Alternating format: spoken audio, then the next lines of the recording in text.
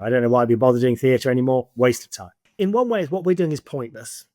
Innovation to me strikes me as a lot of a waste of time. If you've got a really good idea, keep doing it. Make the most of that idea, exploit it. We don't have to innovate just for the sake of it. My impression is that in the UK there is more math outreach than outside, I would say. But that can be a bad thing. That can be a really bad thing. Oh, really? Yeah. Tell me.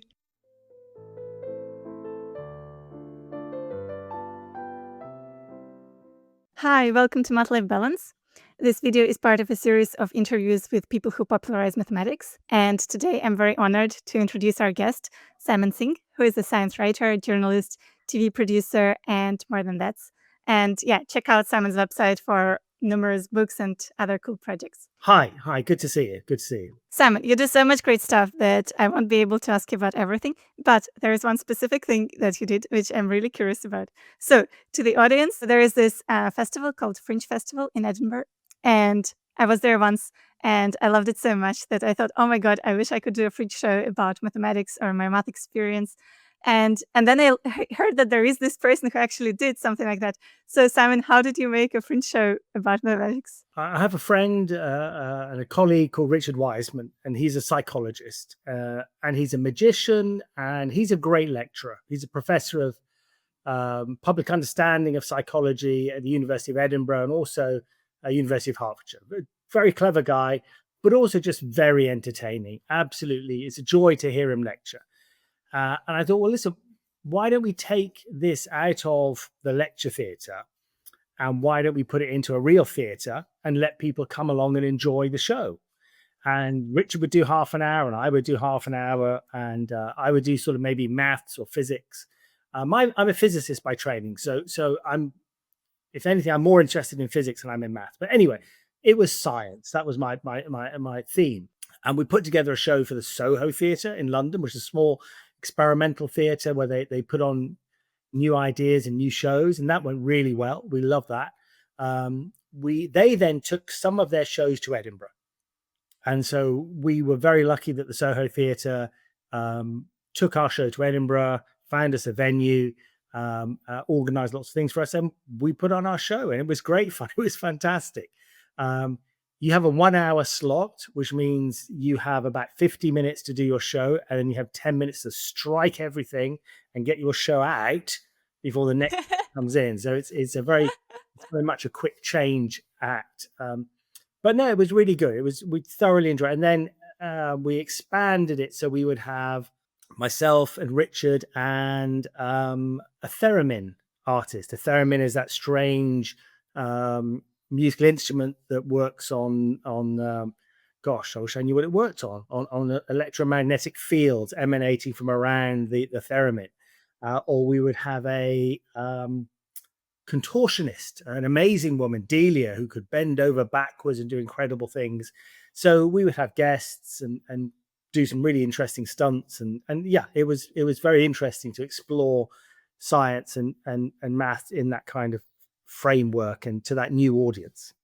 Did you say that the person you worked with was a magician? Is it a profession? He trained, I think he was a magician probably before he was a psychologist. And Richard is a very interesting guy. I'd encourage people to check out his websites and his books, but he's interested in the psychology of magic. I'm trying to deceive you. So what am I using? What techniques am I using to deceive you? He's interested in parapsychology. What are the psychological factors that perhaps make people believe in the supernatural or make people see things which maybe are not there? So optical illusions and auditory illusions. He's interested in the psychology of luck and how we perceive ourselves to be lucky or unlucky. So he's interested in loads of different things. He's an incredibly productive and dynamic researcher and popularizer. So you somehow inserted mathematics into all that. Yeah, he did psychology, and then I did physics, experiments, mathematics, just anything that I could. We have an audience. It could be, obviously, some of them will be interested in maths and science, and some of them will be interested in psychology, and some of them will be dragged along by their partner. So we had to have something that had a very broad appeal in which could be immediately explained and hook in whoever was there. We did a second show And the finale of that show, we had two giant Tesla coils. I say giant, they were about 10 feet tall. But in a small space, when you turn on a Tesla coil, it's really, God, shocking is maybe the Sorry, can you explain what is that thing? I saw a photo on your webpage, but can you explain what it yeah. is? So Tesla coil is an electrical device which which creates very high voltages, and which can therefore generate bolts of lightning on a stage. And one of us would stand between the Tesla coils inside something called a Faraday cage. A Faraday cage is a mesh that surrounds you. It's very, very thin. It's very, seems very fragile. And then these giant bolts of lightning hit the cage, and either I would be trapped inside, or Richard will be trapped inside. And also, what's happening when that happens is, I think there are reactions that happen in the air caused by the bolts of lightning. So the nitrogen of the air, I think, forms nitric acid. So the whole audience could taste this acidic smell in the room because of the bolts of lightning creating this nitric acid. So the audience were kind of, at one moment they were shocked by this electrical extravaganza, and then they were confused and bemused by Richard's magic, and all sorts of different things. So the audience Wait, but enjoy it. was it dangerous, this thing that you did? Yeah, genuinely dangerous. Genuinely, if you get one thing wrong, you'd be hit by 1,000,000 volts. So it was genuinely dangerous. So you weren't scared yourself? It was every time you did it. I mean, I've done a few other things that I think were quite dangerous as well, and every time you do them, you're a bit nervous, because if you're not nervous, you don't check everything you need to check before you perform the stunt, and then that's when things go wrong. So you're always a bit nervous. I always am anyway. I think it's a good thing. I imagine your wife is also a very brave person. Yeah. She didn't protest. Patient. Do you have any advice for me to how do I make my dream come true and create a Fringe show? I think it's really hard. I think Edinburgh's a great place because there are thousands of shows, and so you can go there and you can experiment and you can try things out. It is really expensive, so to hire a venue, it costs a lot of money, and to find somewhere to stay is expensive as well. So a lot of professional comedians, a lot of comedians go there. A lot of people do a one-man show, or university student group putting on plays or drama or dance, whatever they're doing. It's expensive, and Really? everybody loses money. And then, you know what? You've got to be used to the idea that nobody could turn up. I don't know what the average size of the audience is at Edinburgh, but I think the average size could be 10. Yeah, that's what I thought. Yeah. Literally at any one time of the day, at 1 o'clock on August the 10th, there may be 100 shows on at the same time. And so you spend a lot of time handing out flyers, trying to advertise, trying to promote, trying to make people aware of what you're doing. So it is very hard work. It's very hard work. Okay, so for now, my dream will remain my dream, but I'm very glad that you accomplished. Well, I think, but also, I don't know how many years ago we did this. We may have done this 30 years ago. You have YouTube. You have an audience online. You do things online. You have a following online. That's much smarter. It's more cost effective. People can get hung up on old-fashioned ways of communicating science or maths, which I think we just need to be smarter, and we need to make use of the technology and the opportunities that are available today compared to a theatre which people did 1,000 years ago. I don't know why we bother doing theatre anymore. Waste of time. So I often get asked by friends of my parents or friends of parents, what would I recommend to a kid who is interested in math? And so I thought I could use this opportunity and ask you about the Parallel project. What I wanted to do was to say, how can you get people interested in maths to start with? How can you challenge people? How can you stretch them? How can you grow their mathematical skills? Because obviously, you and I benefited from having really a good maths education, and we've built our careers on mathematics. So how do we build that? And to do that, we've got to go back to children who are sort of 9, 10, 11, 12 years old. And we have to develop and grow them, not with a one-off guest lecture. I don't think one-off guest lectures transform people's lives. I think they become mathematicians if week on week, they're building their mathematical knowledge, perhaps through watching certain YouTube channels, perhaps by going to online websites like Dr. Frost, perhaps by signing up to brilliant.org. I don't know how people are going to do it, but they're going to do it week on week on week. And what we do at Parallel is we take kids at the moment just in the UK when they're 11, 12 years old, and we tutor them in small groups of about 6 or 7. And we tutor them every week, 30 weeks a year. And we do it for 5 years. And so we're taking their hand from primary school all the way up to what we call A levels in the UK. And we're building on what they're doing in the classroom. In the classroom, typically a teacher, they may have 200 kids in that year group, and they don't necessarily have the time to devote to that child who's really ambitious and really wants to succeed. That's why we can build on what the teacher's doing, and we can show that kid some extra interesting, challenging, exciting maths. And then what we also need to do is to point them towards all the other amazing resources on the internet, so that they can then teach themselves, they can become independent learners. So that's what we're trying to do. We're learning. We've only been going for a couple of years. Right now, we have, I think, about 400, 500 students that we tutor every single week. Wow, that's a lot. In September, we'll go up to 800. And in January, we'll go up to 1,500, I hope.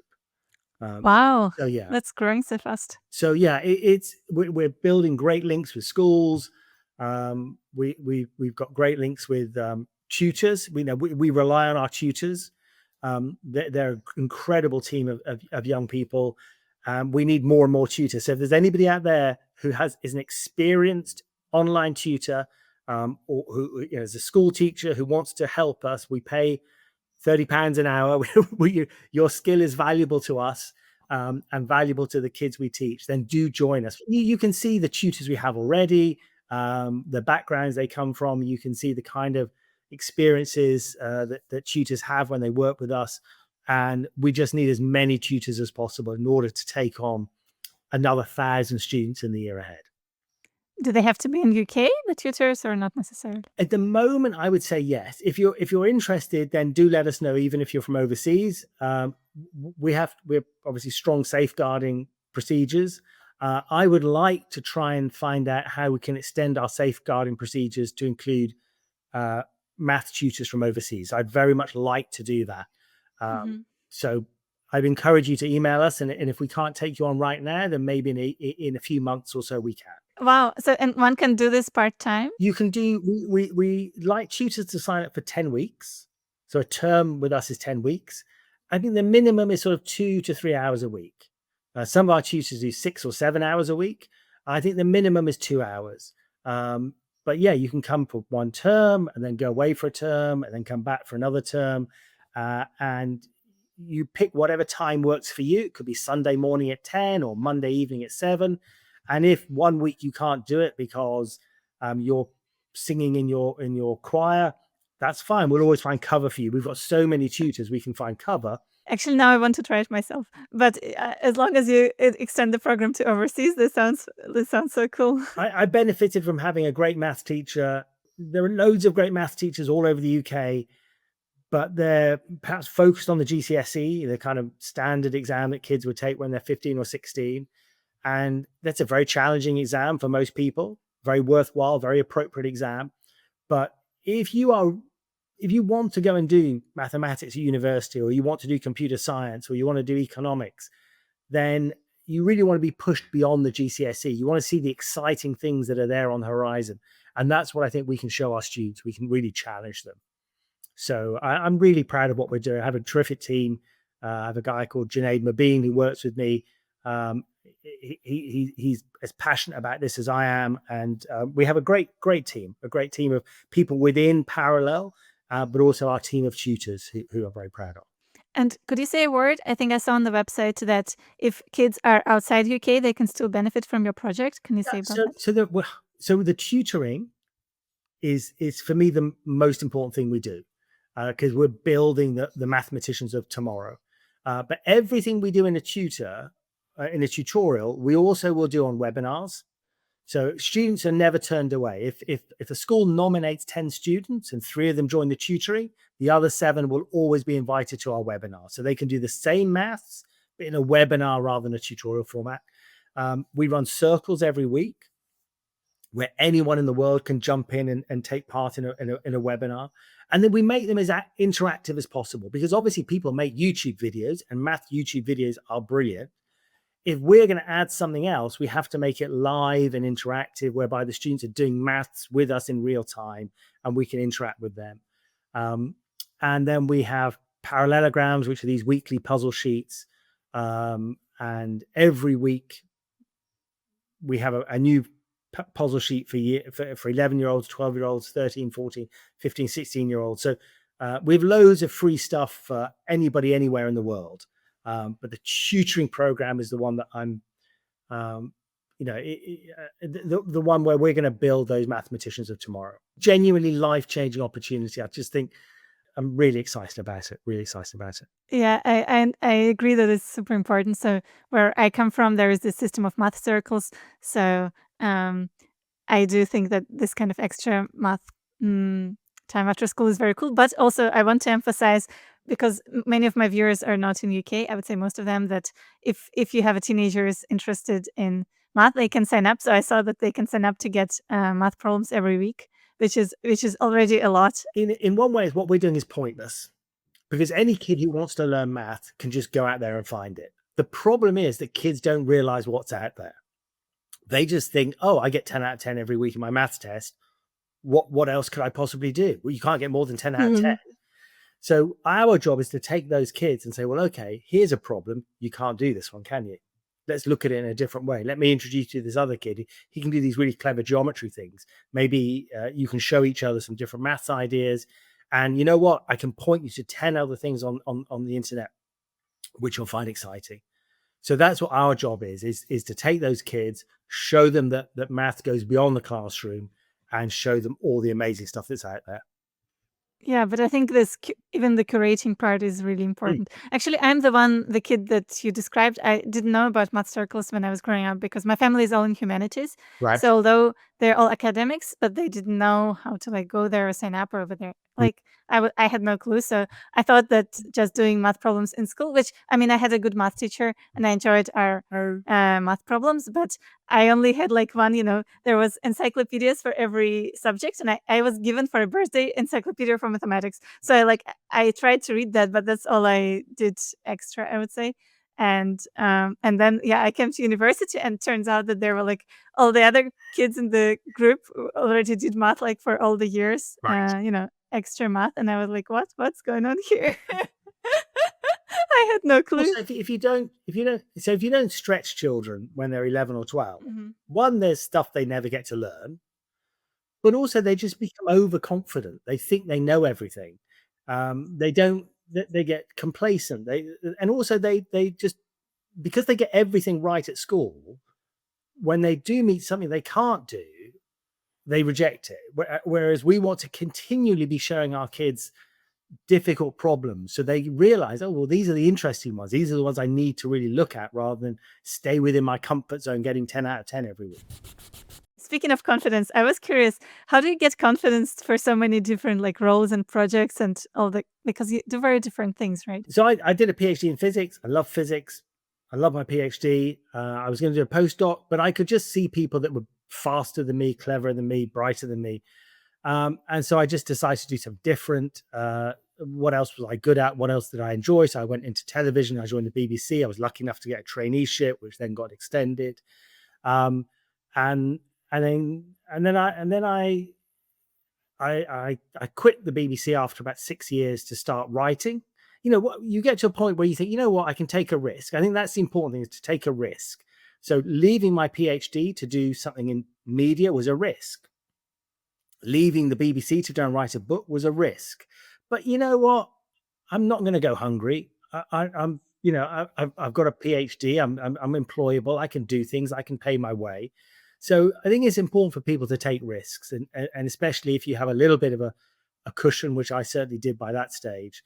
And then my books did very well. I was very fortunate and very happy that they did. And that allows you to take even bigger risks because you know that you're going to be okay. And it's a real privilege for me to have the time and the resources to experiment with things like parallel. I say, well, I mean, I've tried 10 other ideas related to how you help kids at school become, go from being good to being excellent. And they've not all failed, but they haven't succeeded. And I think hopefully I've learned from each one to put it into what we're doing right now. So this top math has somehow changed into what you're doing now? Yeah, so I did have a project called top set math. So in some schools, lots of schools, they have a top set in maths. Okay, very natural thing. You have these kids, they're good at maths, you put them in the top set and they get stretched a bit more. But the top set is really the top 25%. And the top 25% is a very broad range of ability. It goes from the ones that are right at the very top to those that are just a bit better than average, really. There's nothing except. And so that group, the teacher will then very naturally teach towards the lower end of that group, because that lower end of the group will contain most of the students. So the top set in most schools still doesn't support the high flyers. You know what? And I should say at this point, if you're struggling in maths, schools need to help you. If you're in the middle in maths, schools need to help you. And if you're doing better than average, schools need to help you. But the group I really want to help are those that are already doing really well, but who are just not being challenged enough. So that's my group that I'm interested in. And even in a top set, those kids, I don't think are necessarily being challenged. So I encourage schools to set up super top sets for maybe not the top 25%, but the top 10% in the year. And we ran it in about, I would say, 15 schools overall over the 5-10 years we ran the project. And where we ran it, it worked really well. Those schools did exceptionally well in junior math challenges or intermediate math challenges. They did really, really super well, but they needed to have an extra math teacher because the super top set was an extra set. So they had to have an extra math teacher. We had the funding for the extra math teacher, but it's really hard to find extra math teachers. Also, they had to rejig the timetables to find space for this extra set. Also, there was pressure sometimes within the school to put more students into this extra top set in order to balance, to balance things out a bit somehow. But then if you put more students into this super top set, it's no longer a super top set. Some schools said, oh, this super top set is so good at maths, we can give them a brand new teacher who's not very experienced, because our most experienced teachers will deal with the other sets that are struggling more. And so, it wasn't an easy thing to run within a school context. And I understand why, because schools have lots of other demands on their time and resources and everything else. So in the end, I think my philosophy initially was we have to do something inside schools. Schools teach millions of our kids. And if I don't have something that runs within schools, then I'm going to fail completely. But actually working within schools is really hard because, as I say, they've got so many other priorities. So now I've come back to the philosophy of saying, look, in each year group, there are 2 or 3 kids maybe who need the kind of maths that I want to teach. And it's easier to pull them out and do it online. So schools do what they do best, which is getting kids through their GCSEs. And we'll do what we do best, which is pushing those kids, to reach fulfill their potential. People say, well, why are we doing this for math? Why are we having a super top set for math? We don't have a super top set for English. And the reason for that, I think, is that, so my wife studied English at university, and if I was sat next to her at school, we'd both be studying Shakespeare. And I would kind of get a very average grade, and I would miss lots of the subtext, and I wouldn't really appreciate some of the beauty of the language, but I'm doing Shakespeare. and she's doing Shakespeare, and she's going into in such depth, and her essays have such richness, and we're both exploring Shakespeare, and we're both doing GCSE English, and we're both reaching our potential. If we're doing maths, she's doing some basic geometry questions, which she finds a bit challenging, and I'm doing the same basic geometry questions. I'm not doing the Shakespeare of maths. I'm doing quite boring, dull GCSE maths. So that's why I think if you're good at maths, we need to do something more than just the GCSE. We need to find the sort of the equivalent of Shakespeare in maths. Since you mentioned this, I listened to your interview with Numberphile, where you also explained that like choosing these top kids to train them even more is not to increase inequality, but more like support kids from all kinds of backgrounds who are interested in math. If you go to an independent school, then some of the independent schools do really well at stretching those really strong students. If you're in a state school, depending where you are in the country, how well staffed your department is, and so on, you may or may not reach your full potential. So I want those kids, wherever they are in the country, whichever school they're at, to help them reach their potential. So our strap line is to increase the number and diversity of excellent mathematicians. We want more mathematicians who can become physicists, economists, computer scientists, or mathematicians. And we want them to come from as many backgrounds as possible. But I really hope that you later allow overseas tutors, because I spent a year in UK, and I must say you guys have a little bit of being convinced that UK is somehow separate from the rest of the world, but there is more of us. No, I have no convincing of that at all. I'm very, very happy to do that. I'd be delighted to do it. It's purely a safeguarding issue. I understand. Okay. There'd be great advantages of having tutors that were 5 hours behind us in Brazil or Mexico or America or Canada. There are huge advantages, and I'd love to do it. And you know what I'd love to do is to have parallel in Ireland or parallel in Australia, so that if this is a model that really works, and I really think it does, then I'd love to see other countries adopting it as being a cost-effective, scalable way to teach maths excellence. I should say that I think one of the things we do that maybe sets us apart from other kind of maths engagement activities is, our students all have to do homework every week. They can't just turn up and be in a tutorial for an hour and then go away. They've got to go away and do some homework. They can't just sit there quietly. They've got to engage. And after every session, we do a report on every student. We say, well, how actively engaged were they, or were they just switched? Oh, wow. Because again, that's not why we're here. We're here for students that want to talk about the maths in the sessions. They've got to turn up every week. I'd say if somebody has a choir on one evening, or they're in the school play, then we'll move them to a different tutorial that same week. So students that are with us have to be seriously committed. And so yeah, we're quite strict. But when I say we're quite strict, suggests that the students don't want to do this. But if you love maths and you're good at maths and you want to be involved in this kind of program, you want to do the homework. You want to see which questions are coming up next week. You want to turn up. You want to do maths with other kids that get as excited as you do. So, I don't think we actually have to be strict, but we have to make sure we get the right students. I was curious. So you said that this is not the first attempt of yours to do something like that. So you said you tried like 10 different things. So would you say, was there something else except logistics that was a problem in other approaches, or it's just logistical considerations? The maths is the easy part. Teaching maths, when I say teaching maths is easy, our tutors are incredibly talented, and finding great tutors is never that easy. But it's all the other things around it that make it hard.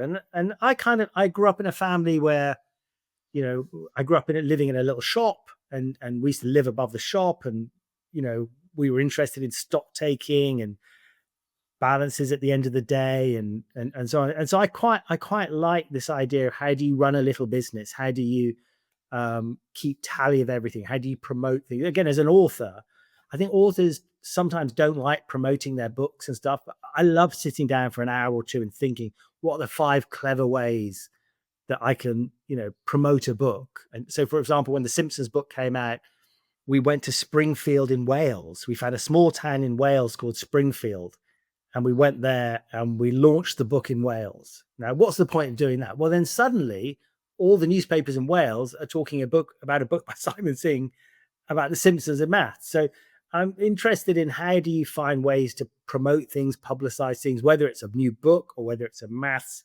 education project. The math is important, and teaching the maths is interesting and challenging, but everything else around it is also a major challenge, and I enjoy that as well. Actually, for me, it's very relatable. I joke with my friends that I love to do marketing of math because I love to think about how to make a talk, when I mean, we have to give a lot of talks, but I like spending time and thinking how to present math in a more entertaining way. Actually, do you have any thoughts on marketing of math itself? I think whenever people get involved in maths communication, maths outreach, maths engagement, whatever we want to call it, I just think it has to be a good use of people's time. So, for example, I think researchers should do research. You're getting a grant, you wanted to be a researcher, you want to be a mathematician, you wanted to be an engineer, go and sit in your lab and go and do that. It's what you're good at, it's what you love. If by any chance you have the ability to communicate, great. And if by any chance you enjoy that communicating, great. But I sometimes feel there's pressure on scientists and mathematicians and engineers to go out and promote and evangelize about their subject. I don't think they have to do that at all. They are good at being scientists. Let them do their science. But if they like it and if they're good at it, great. God bless those people. They're champions for our subjects. But then whatever time they spend doing this has to be cost effective. It has to be a really good use of your time. So I just remember in the year 2000, I think it was maths year 2000 or science year 2000. And somebody rang me up and said, oh, would I come to Wales? Because they kind of felt they were being forgotten. The second time Wales has cropped up today. Yeah. And they said, sure. And I said, yeah, just tell me what you want to do. I'll put it in the diary. And then about 2 months beforehand, I said, look, how big are the audiences going to be? Or where's the event going to be? And it was quite clear. There's only going to be about 100 students in one town and 100 students in the other town. I thought, you know what? I'm driving or taking the train all the way to Wales, and then I'm going to come all the way back to talk to 200 students. And I said, that's fine, but it's just a bit of a waste of everybody's time. You're not really serious about promoting maths in Wales or being part of Maths Year 2000. You just want to say, hey, we had an event and Simon Singh came to Wales. And so I got quite annoyed with them, hopefully not in a half friendly way. And luckily they still had like a month to sort things out. And I went to Wales, and I think we had sort of maybe 1,000 students across both venues, or we repeated the same lecture twice. And so I just think we got to be serious about, is what we're doing really making a difference? So I used to do a fantastic thing in London. In fact, they still go on. I still sometimes do them. They do these events in London, but also they do them all over the UK, where they have a whole day of lectures on maths or economics. So let's say it's maths. You'll have 5 lectures on maths with nothing to do with the school curriculum. And you'll have 1,000 A-level students. Wow, that's 1,000 A-level students meeting 5 lecturers, looking at 5 different topics. It's financially viable for the schools because they're getting 5 lectures in a whole day. It's financially viable for the organizers. The speakers get paid a decent fee, and all works really, really well. And that's a great model. In fact, Rob Easterway does something very similar for maths, where he goes around the country doing maths versions of these. And I think, I talked to them about this very early on, and we said, well, why, instead of doing 1 for a whole day, why don't we do 2 for half a day, half the price and double the numbers? That's the kind of thing. How can you reach the most people? How can you make it cheap enough so that schools can all get involved? So that's the only thing I would say is that if people are going to go down this road, do it because you're good at it, do it because you find it fun, but do it because you're going to try and really maximize your impact. I get annoyed about a lot of these things. I can just remember a wonderful online project called Walking with Woodlice. And Walking with Woodlice was a way of encouraging children to go out and find these little woodlice, these little creatures that hide under rocks and under bits of wood. And it was aimed at primary school children. And the children could do taxonomy on these woodlice. You know, where did you find the woodlice? What was the color of the woodlice? What was the size of the woodlice? Did it have stripes?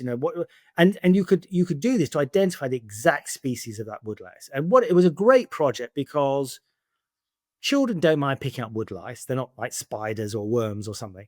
There are enough variety of them, and you find them everywhere. But I just think that project has just completely vanished and disappeared. If anybody's involved in that project and watching and listening, well done. It was a brilliant project. And if it's still running, fantastic. But my recollection is that it just disappeared because whoever was running that project just said the next year, right, we've got to do something completely different because we have to innovate. Innovation to me strikes me as a lot of a waste of time. If you've got a really good idea, keep doing it. Make the most of that idea, exploit it. We don't have to innovate just for the sake of it. So, yeah, I'm not a big fan on innovation. If something, I mean, our idea is really boring.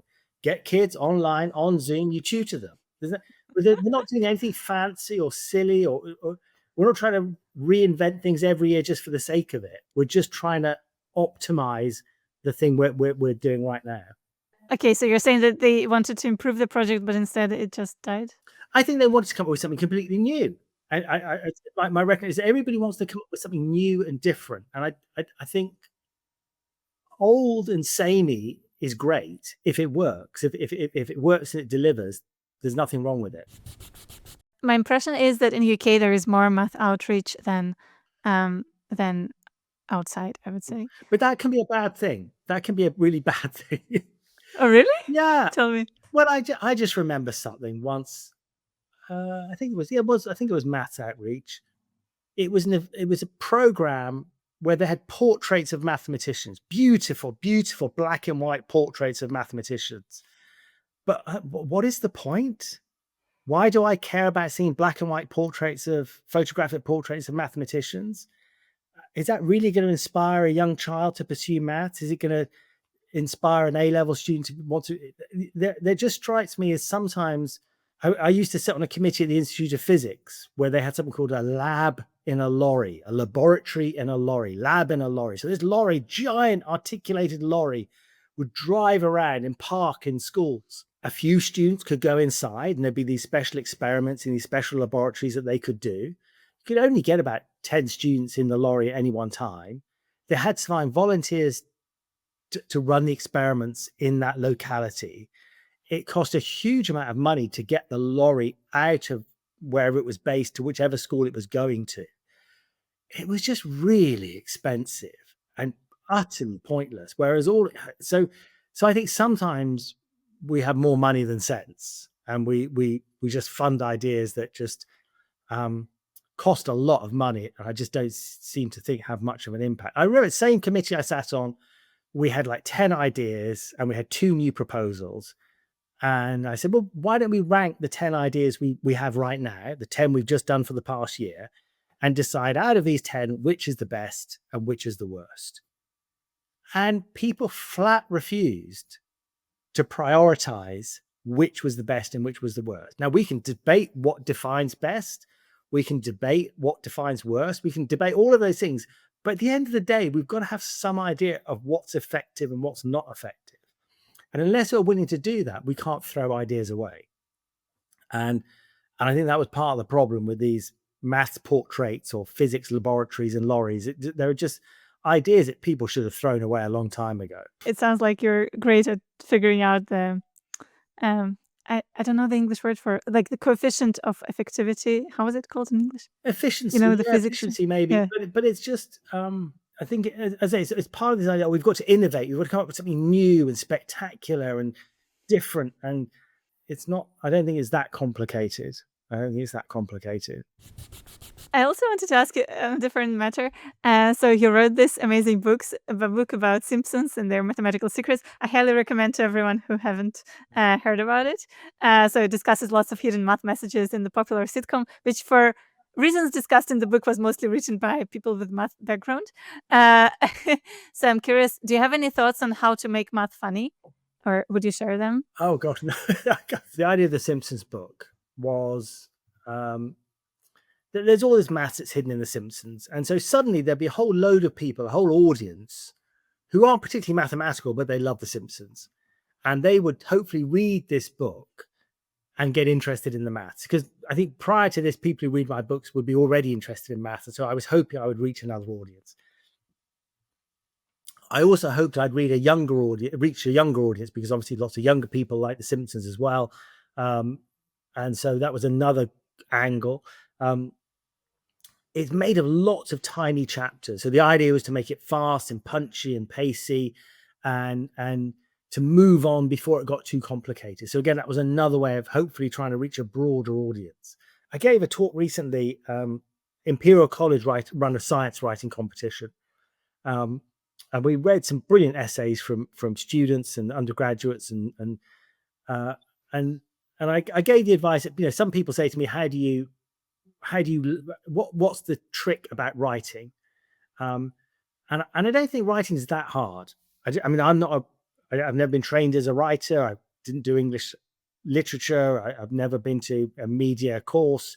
But I think the writing is relatively easy. The hard thing is finding something to write about. If you find a topic to write about, whether it's a book or a blog or whatever it is, if you find something, wow, that's really interesting. I haven't seen anybody look at this topic before, and it's brilliant. That is the hardest thing in the world, is finding ideas to write about. And when you find the idea to write about, the second stage is realizing that it's a great idea, because sometimes in maths, or physics, if we know a subject really well, we sometimes don't appreciate how it might not be so interesting to us, but it might have a broader appeal to everybody else who's not so mathsy or physicsy. So find the idea, recognize it's brilliant, work out where you're going to put it. And nowadays that might be your YouTube channel or your blog. We can do it ourselves. And then write it. As I say, I think that's a relatively easy thing to do if you've got a good story. And then the thing we talked about earlier, which is then making sure other people know it's out there, and that you can promote it, and you can reach as many people as possible. Okay, so Simon, I figured out that you have lots of thoughts about how to make things, effective and so on. So vaguely, I would say thoughts on marketing, but could you recommend any sources related to learning to create and promote things to larger audience more effectively, or you just have it all from your own? I think it's just I think it's just things I think experience is the crucial thing. You just after many years, to start with, you would go, I remember, I suppose the first time I had to promote something was when I was publishing books, and you do what people tell you to do. So the publisher would say, oh, you should go to Sheffield. There's a Sheffield Book Festival, and the festival will pay for you to go, and so on and so on. And Sheffield's a wonderful town. Always very happy to go to Sheffield. But when you go there, it's a very small event in a local bookshop, and it's maybe wasn't the best use of your time. Whereas in that same day, you could have written an article and got it published in The Economist and reached 75,000 people. So there's a point at which you stop listening to what other people want you to do for them, and you start doing the things that you want to do for yourself that really make the best use of your time. And can you always predict well the no, I went all the way to Brown University in Providence, Rhode Island, a 5-hour drive from New York to talk to 2 people. But I'll probably try and blame that on somebody else who told me to go there. But I just remember a terrific editor called George Gibson at a tiny publisher in New York, and we would.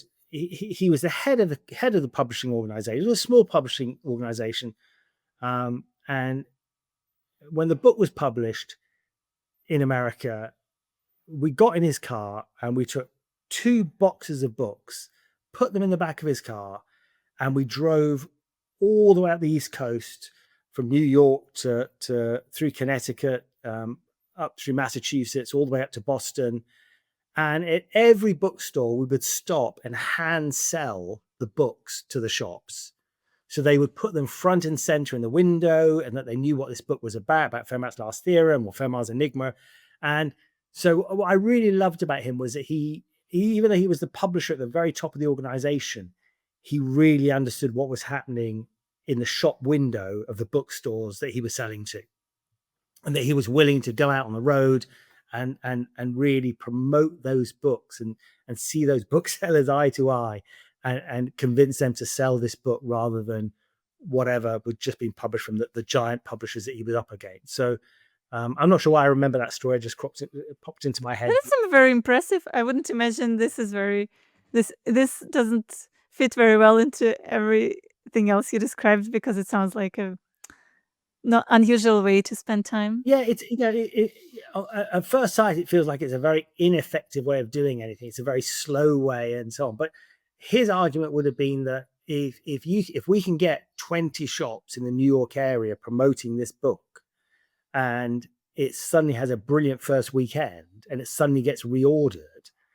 then suddenly that has a multiplicative effect. So I don't know what his thinking was, but he was a shrewd businessman. He seemed to know what he was doing. Thank you very much for giving me the interview. And I want to end with saying that I first heard about you when I started my PhD from my PhD sister, Gabriela Guzman, who is from Mexico. And she told me that she became a mathematician thanks to reading your book on Fermat's Last Theorem back in school in Mexico. She asked me to send you her gratitude for all the inspiration that you gave her. Great. That's the thing that authors love to hear more than anything else. When somebody's read their book and they've changed the direction of their path of their career or their life, and so yeah, it's lovely for me to meet people who were excited by that story and who were going off to study economics, but then switch to math or whatever else they wanted to do. So yeah, no, thank you so much. That's kind of why authors write books. Thank you, Simon. Thank you very much. Thanks a lot. Take Bye-bye. care. Cheerio. Bye.